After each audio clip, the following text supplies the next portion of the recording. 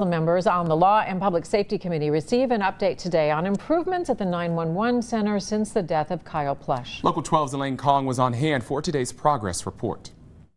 The leaders in charge of structuring Cincinnati's new 911 call center spoke at the Law and Public Safety meeting today, laying out what has already been accomplished and what is in the works.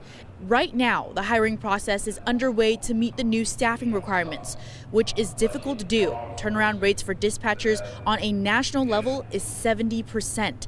Now, Jason Dunn, the special projects manager, explained in the meeting all 911 calls will be tracked, helping to make sure calls are answered in less than 20 seconds. The goal is even lower. It's under 10 seconds. Dunn also highlighted the challenges with cell phone locations. With so many players involved, it's hard to make things happen quickly. Dunn also talked about training for 911 operators. He says the staff does a good job and they've been trained on the new TTY policy. That's typically used with people who are hard of hearing.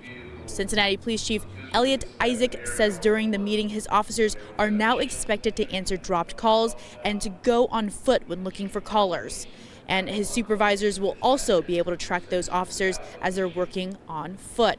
None of that seemed to matter, though, to Ron Plush. He spoke outlining the unanswered questions from law enforcement and other leaders in charge, trying to make sure what happened to his son Kyle doesn't happen to anyone else. He questioned the transparency of interviews and if the right people were being questioned during the investigation, making sure all of this, again, doesn't happen to anybody else like it did to his son earlier this year.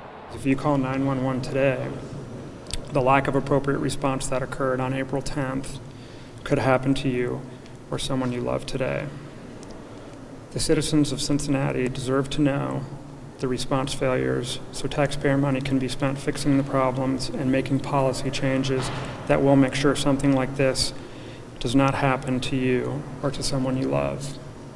The next Law and Public Safety meeting is going to be in February to further discuss Kyle Plush and his death investigation.